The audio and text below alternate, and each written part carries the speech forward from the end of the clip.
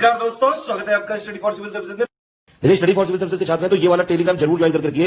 YouTube channel में हमारे साथ है तो भी ये वाला टेलीग्राम ज्वाइन करना बहुत ज्यादा जरूरी है। सारे नोटिफिकेशन, सारे अपडेट, सारे मोस्ट इंपोर्टेंट पिक्स, सारा रिवीजन सब कुछ यहाँ पे बताया जाता है। टेस्ट को ध्यान से अटेम्प्ट करिए और बताइए कितना स्कोर आपने किया है, कितने सही किए हैं टोटल क्वेश्चन में से। सभी लोग अपना अपना स्कोर जरूर कमेंट करिए। 20 जनवरी 2021 को आपका एग्जाम प्रस्तावित है विभिन्न पदों के लिए विधानसभा में। टेस्ट नंबर 1 है ये, बाइलिंगुअल रहेगा स्टडी फॉर सिविल सर्विस के द्वारा। चलिए शुरुआत करते हैं। सामान्य अध्ययन के 50 सवाल होंगे एमसीक्यू फॉर्मेट में, वैसे ही यहाँ पर रखे गए हैं। लेवल भी विधानसभा के हिसाब से रखने का प्रयास किया गया है, जैसे वहाँ की एजेंसीज पेपर बनाती हैं वैसा ही हमने यहाँ पर रखने का प्रयास किया है। जैसे जैसे हम आगे बढ़ेंगे लेवल थोड़ा सा बढ़ाते हुए जाएंगे। पहला हमारा सवाल है कि निम्नलिखित में से किस देश में विश्व आर्थिक मंच का मुख्यालय है?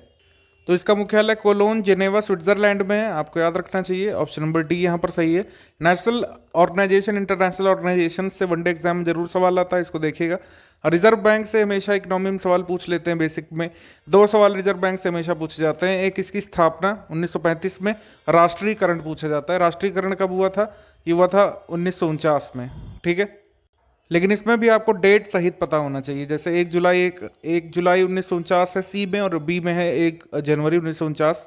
एग्जैक्ट डेट पता होनी चाहिए थी। इसमें 1 जनवरी 1949 को आरबीआई का राष्ट्रीयकरण हुआ था। नेशनल एम्बलम ऑफ इंडिया को कब स्वीकार किया गया था बताना है। तो 26 जनवरी 1950 को किया गया था ये। हमारा आंसर यहाँ पर हो जाएगा ऑप्शन नंबर ए। अगला सवाल है हमारा कि ब्रिक्स समिट 2020 वाली जो हुई थी किसकी चेयरमैनशिप में हुई थी, ये बताना है। चेयरमैनशिप का मतलब किसने अध्यक्षता की थी, ठीक है। तो इसमें आपको पता होना चाहिए कि रशिया इसका आंसर होगा। सारी समिट जो है वैसे तो वर्चुअली हो रही है, तो इसमें अध्यक्षता वाली चीज़ एक पूछी जा सकती है और एक थीम पूछी जा सकती है। थीम में आपको पता होना चाहिए इस वर्ष इसकी थीम थी global stability, shared security and innovative growth. उसके बाद ये न्यूज़ बेस्ड जीके का क्वेश्चन है। न्यूज़ बेस्ड जीके का मतलब क्या है कि जो न्यूज़ में चीज़ें रहती हैं उनसे संबंधित स्टैटिक पार्ट पूछा जाता है। ये कई तरह में पूछा जाता है आपका वनडे एग्जाम में, आरओ पेपर में भी देखने को मिलता है। जैसे हमारे पास वाइल्ड लाइफ सेंचुरी हमारे देश में कई सारी हैं, लेकिन जो न्यूज़ में रहती है उनसे पूछ लिया जाता है। पौबितोरा वाइल्ड लाइफ सेंचुरी कहाँ पर है, किस स्टेट में? इसका आंसर हो जाएगा असम। ऑप्शन नंबर बी यहाँ पर सही है। उसके बाद है कि नाथुला पास भारत में कहाँ पर स्थित है? नाथुला पास आपका सिक्किम में है। ऑप्शन नंबर सी यहाँ पर आपका सही है।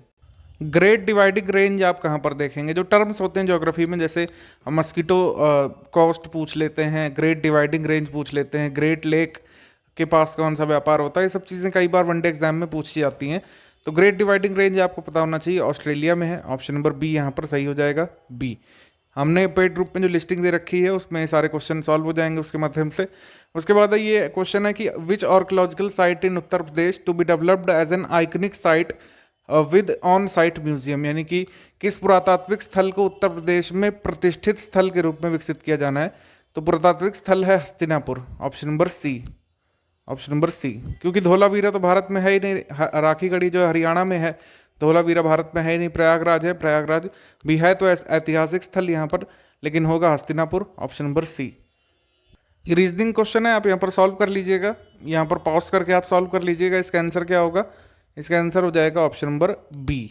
बी यहाँ पर सही है। मेकोंग नदी जो है ये कितने देशों से बह करके जाती है बताना है। मेकोंग नदी 6 देशों से बह करके जाती है। ऑप्शन नंबर सी होगा हमारे यहाँ पर। उन 6 कंट्रीज़ के नाम भी एक बार आप देख लीजिएगा यहाँ पर। यूनान province, Myanmar, Thailand, Laos, Cambodia और तिब्बत से फ्लो होती है। 6 देशों से फ्लो होती है। चीन हो गया, म्यांमार हो गया, थाईलैंड हो गया, लाओस, कंबोडिया हो गया और तिब्बत। एक्चुअली वियतनाम यहाँ पर नहीं लिखा था, वियतनाम भी होगा तब हो जाएंगे यहाँ पर 6 कंट्रीज जहाँ से मेकोंग फ्लो होकर के जाती है। अगला सवाल है कि इनमें से किस वर्ल्ड हेरिटेज की साइट को आप गुजरात में पाएंगे? गुजरात में आपका पड़ेगा रानी की वाव, ठीक है। रानी की वाव या फिर रानी का कुआं जो पड़ेगा, सीढ़ीदार कुआं, ये सरस्वती नदी के किनारे पाटन गुजरात में पड़ता है। आप मुझे कमेंट करके बताइए कि रानी की वाव जो है, तो इसका आंसर आप बताइए कि रानी की वाव को किस नोट में दिखाया गया है, भारत के किस करेंसी नोट डिनोमिनेशन में रानी की वाव को दिखाया गया है। रीजनिंग का सवाल आता है, इसमें अन्य से भिन्न विकल्प को चुनना होता है, ठीक। तो इसमें फ्रॉग है, सैलमेंडर है और आपका ये टोड है। तो ये 3 के तीनों हो गए एक श्रेणी में। इनको क्या श्रेणी का नाम देंगे हम? एम्फीबियन, यानी कि उभयचर कह देंगे। एम्फीबियन, उभयचर। तोता जो है उभयचर नहीं है, पक्षी हो गया, बर्ड। तो ये हो गया भिन्न, यानी कि ऑप्शन नंबर हमारा सही हो जाएगा डी। कंचनजंगा शिखर भारत के किस राज्य में पड़ेगा आपको बताना है। तो पहली बात तो एक लिस्ट आपको पता होनी चाहिए जो एनसीईआरटी 9th क्लास में दी हुई है कि कौन सा शिखर किस देश में पड़ता है। किस देश का मतलब कौन सा नेपाल में, कौन सा भारत में, ये आपको पता होना चाहिए बेसिकली। कौन से ये पीक्स नेपाल के हैं, कौन से भारत के, जैसे धौलागिरी नेपाल में है। तो इनमें कंचनजंगा तो भारत में है, इंडो नेपाल बॉर्डर पर। किस स्टेट में है ये पूछा है, डी इसका आंसर हो जाएगा, सिक्किम। उसके बाद काऊ कैबिनेट जो चर्चा में शब्द रहा था, वो किस स्टेट में काऊ कैबिनेट हाल में सृजित किया गया है, इस तरीके से पूछ सकते हैं। इसका आंसर हो जाएगा आपका मध्य प्रदेश। मध्य प्रदेश में काऊ कैबिनेट बनाया गया था, ऑप्शन नंबर बी। संविधान दिवस भारत में कब मनाया जाता है? संविधान दिवस हम लोग मनाते हैं 26 नवंबर को, ठीक है, option number C. Mount Aconcagua जो है ये किस द्वीप में पड़ेगा? एकांकागुआ अर्जेंटीना में पड़ता है, तो साउथ अमेरिका यहाँ पर हो जाएगा, ऑप्शन नंबर डी यहाँ पर सही है। उसके बाद पूछा है कि सब्सिडरी लाइन्स का सिस्टम किस ब्रिटिश गवर्नर जनरल के द्वारा लाया गया था? तो यहाँ पर हमारा आंसर हो जाएगा Lord Wellesley, option number D. इसमें भी पूछते हैं कि सबसे पहले सब्सिडरी लाइन्स को किसने ज्वाइन किया था? इसका आंसर आप हमको कमेंट करके बताइए। ये आया भी था वैसे, अगर देखा जाए तो आपके विधान परिषद वाले प्रीलिम्स में आया था ये question. Which of the following is the feature of government of India act 1935? Bharat शासन अधिनियम या फिर भारत सरकार अधिनियम 1935 की विशेषता आपको बताना है। तो इस अधिनियम की विशेषता डायरकी एट सेंटर लेवल, केंद्र में द्वैत शासन की व्यवस्था, ये फीचर है गवर्नमेंट ऑफ इंडिया एक्ट 1935 का, ऑप्शन नंबर बी ये सही है। सत्य शोधक समाज की स्थापना किसके द्वारा की गई थी? ये अब क्वेश्चन जो है पेट क्वेश्चन है, कोई ना कोई ऑर्गेनाइजेशन की स्थापना जरूर पूछी जाती है। सत्य शोधक समाज की स्थापना की थी ज्योतिबा फुले ने या फिर ज्योतिराव फुले ने, option number A. Treaty of Pondicherry किसके बीच साइन की गई थी? तो ट्रीटी ऑफ पौंडीचेरी साइन की गई थी डच और फ्रेंच के बीच, ऑप्शन नंबर ए। यहाँ पर गलती हो रही है, इंग्लिश और फ्रेंच के बीच होगा treaty of Pondicherry, option number C. अंग्रेजों और फ्रांसीसियों के बीच हुई थी। कराची कांग्रेस सेशन को प्रेसाइड किया था हमारे लौह पुरुष श्री वल्लभ भाई पटेल ने, सरदार वल्लभ भाई पटेल ने, ऑप्शन नंबर सी। इसके बाद है कि विच ऑफ द, अच्छा मुझे एक बात कमेंट करके बताइएगा यहाँ पर जल्दी से कि वो कौन सा पहला ऐसा आंदोलन था जिसमें वल्लभ भाई पटेल और महात्मा गांधी जी साथ आए थे? एक बार पूछा गया एग्जाम में, आप जल्दी से बताइए कौन सा वो आंदोलन है।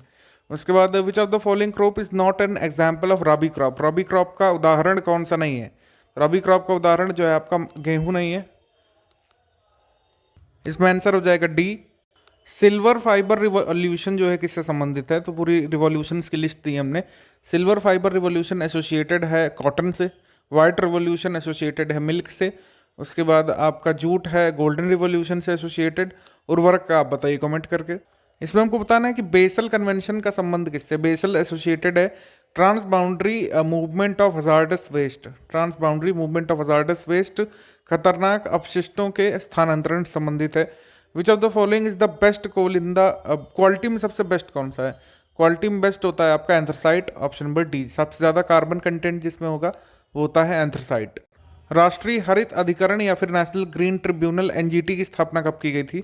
एनजीटी की स्थापना की गई थी 2010 में एक एक्ट के तहत। ये स्टैट्यूटरी बॉडी है, ठीक है एनजीटी। इसमें इस समय हेड कौन कर रहा है एनजीटी को? उनका नाम हमको कमेंट करके बताइए आप। हाल ही में सैनिटाइजेशन एंड हाइजीन फंड किसने लॉन्च किया है? Sanitization and hygiene fund launch किया है यूएन ने, option number C UN. Nobel prize 2020 chemistry के लिए किसे दिया गया बताना है। केमिस्ट्री के लिए नोबेल पुरस्कार दिया गया है क्रिप्स कैस 9 के विकास के लिए, ऑप्शन नंबर बी यहाँ पर सही है। Which of the following city has been included in the list of UNESCO world heritage cities? World heritage city UNESCO की लिस्ट में किसे शामिल किया गया अभी हाल में? शामिल किया गया है ग्वालियर को। बेसिकली 2 सिटीज शामिल की गई मध्य प्रदेश की, ग्वालियर है एक और एक है ओरछा। दोनों का नाम आप ध्यान रखिएगा, ग्वालियर और ओरछा, ऑप्शन नंबर बी।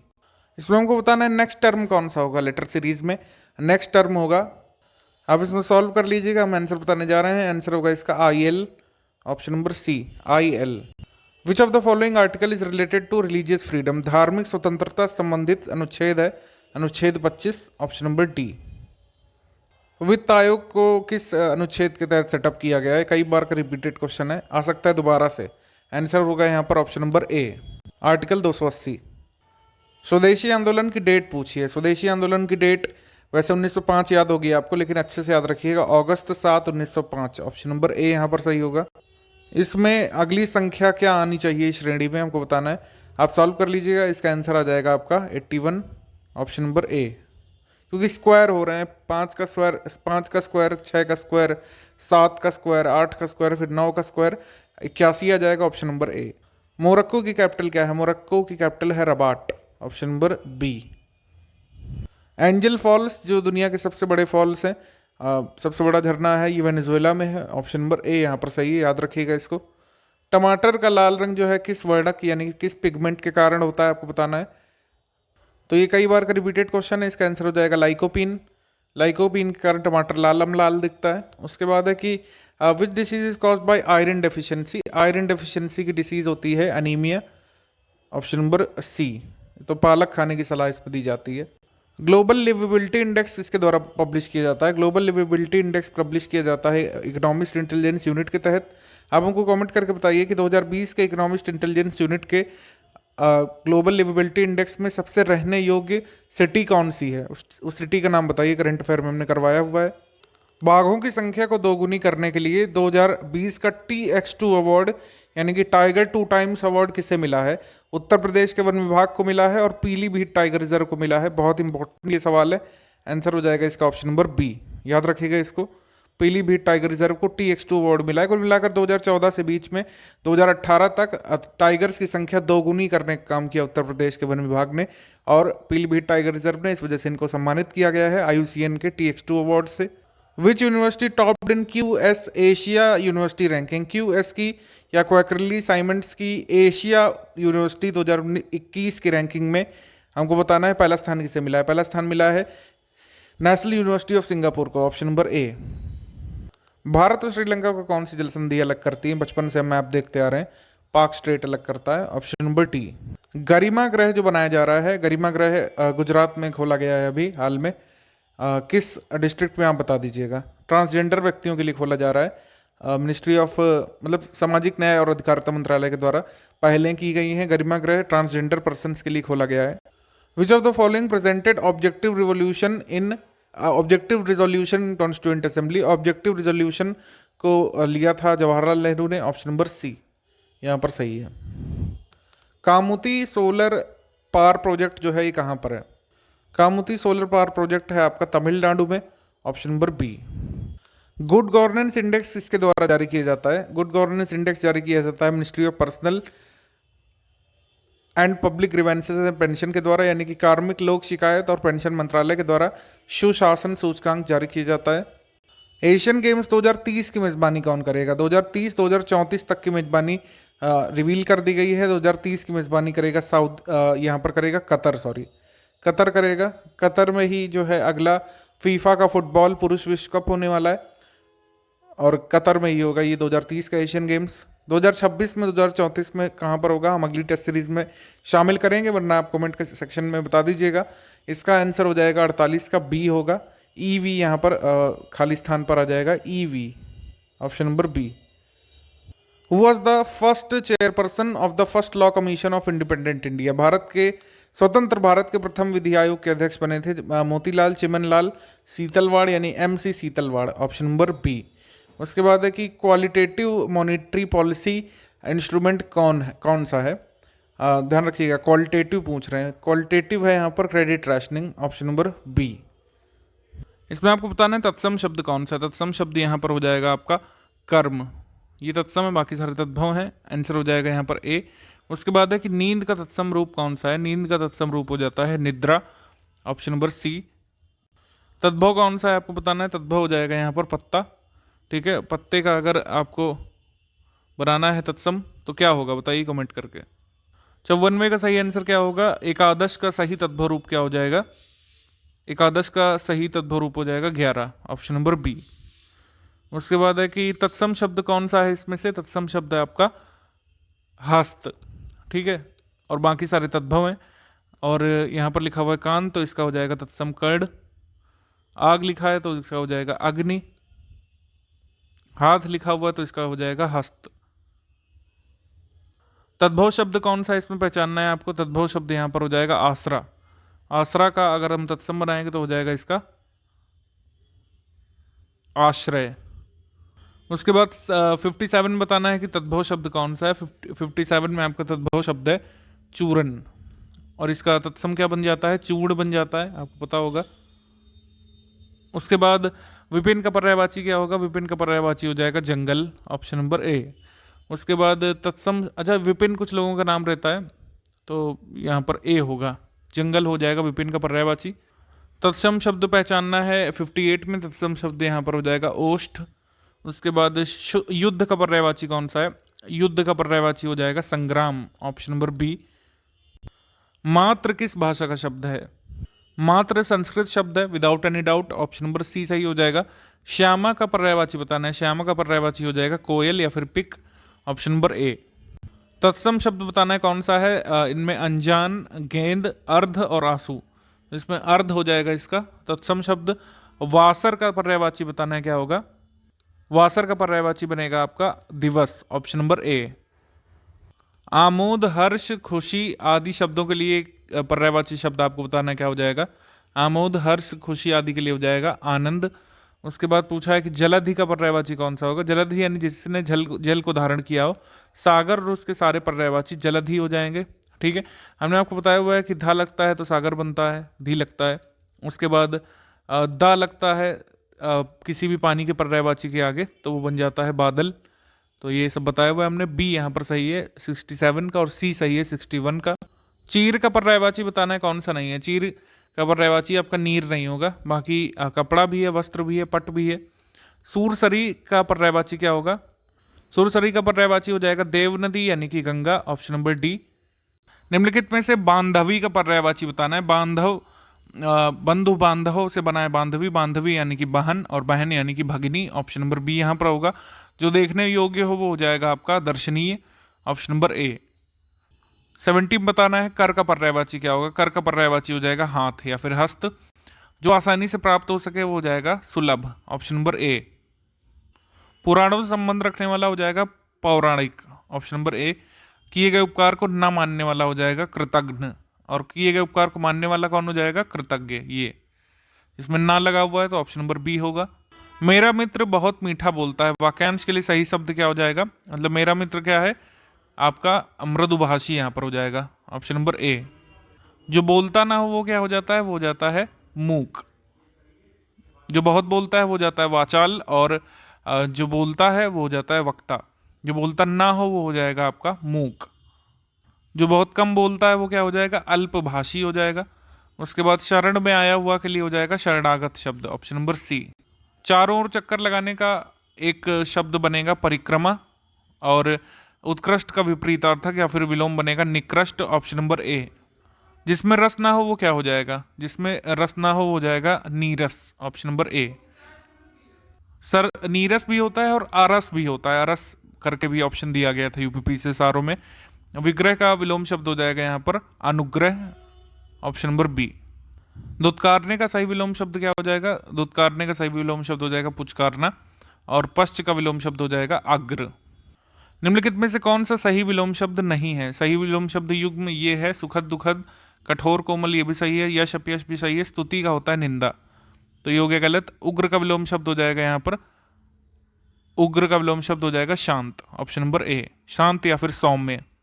प्रस्थान का विलोम शब्द बताना है। प्रस्थान मतलब जाना और आगमन मतलब आना, ऑप्शन नंबर ए। अपेक्षा का विलोम शब्द हो जाएगा यहाँ पर उपेक्षा, ए। और उथला का विलोम शब्द हो जाएगा गहरा। बोध का विलोम शब्द क्या होगा? बोध का विलोम शब्द हो जाएगा अबोध, बी। उसके बाद है कि शुद्ध शब्द यहाँ पर छांटना है। शुद्ध शब्द है, पहला है कि मैं अपनी पुस्तक नहीं ली, गलत हो गया ये। उसके बाद है कि तुम अपना काम करो, सभी ने अपना काम कर लिया, मुझे केवल मात्र 20 रुपए चाहिए, तो ये वाला गलत हो गया। डी वाला भी गलत है, और इसमें ए वाला भी गलत है, सी वाला भी गलत है। सभी ने अपना काम कर लिया होता है, सबका नहीं। यहाँ पर आंसर हो जाएगा बी, तुम अपना काम करो, ये सही है। 91 में बताना है कौन सा शब्द शुद्ध है। 91 में है मेरे को मेला देखने जाना है, ये गलत। मुझे मेला देखने जाना है होता है। तेरे को आज डांट क्यों पड़ी, गलत। और अरे दीवार पर नहीं लिखो, तो ये मत लिखो होता है। डी वाला यहाँ पर सही हो जाएगा, डी। उसके बाद है कि इसमें शुद्ध शब्द छांटना है। आप बोलो, कृपया भोजन कर लो, वह घर लौट आया, हवा ठंडी चल रही है, तो इसमें हमारा सही शब्द हो जाएगा, सही वाक्य हो जाएगा सी। निम्नलिखित में से कौन सा शब्द शुद्ध है? पहला वाला है मैं पढ़ाई किया, गलत। उसने बच्चा रुलाया, गलत, कारक की गलती है। हमारे शरीर में कई अंग हैं, सही है। उसके बाद आज मोहन को जबरदस्त मार पड़ी, ये गलत। मार के साथ यहाँ पर जो विशेषण लगा है वो गलत हो जाएगा, यहाँ पर हो जाएगा बहुत। उसके बाद भारत में ऋषि बहुत है, ऋषि की वर्तनी गलत है। बरहन का वर्चस्व था, मुझे घर जाना है। नेहा को सेब को नेहा को काट कर खिलाओ, ये गलत। और ये भी गलत। आंसर हो जाएगा इसमें सी। इसमें भी आंसर हो जाएगा सी सही। 93 बताना है कौन सा सही है। सोनी प्रतिदिन रामायण पढ़ती है, ये सही है। इसको यहाँ पर हम रख लेते हैं। पहला ही सही हो तो इसमें आप मार्क कर लिया करिए। मेरी माताएं जी आई हैं, गलत। मुझे एक गर्म कप चाय चाहिए, गलत। देखो वह लोग आ रहे हैं, यहाँ पर वे होगा, तो ये भी गलत। आंसर हो जाएगा ए। माता भक्ति किया करो, गाय दूध देता है, गलत। हम लौटूंगा, गलत। हमारी अध्यापिका अच्छा पढ़ाती हैं, सही। तो आंसर हो जाएगा 99 में डी और 93 में भी हो जाएगा ए। उसके बाद डर के मारे मेरा प्राण निकल गया, इसमें लिखा हुआ है प्राण हमेशा बहुवचन होता है, ये गलत। बच्चे के बोझ भसते का भारी है, गलत। सारे देश में तहलका मच गया, गलत। पूरे देश में तहलका मच गया होता है। उसके बाद मेले में बहुत भीड़ होती है, ये सही।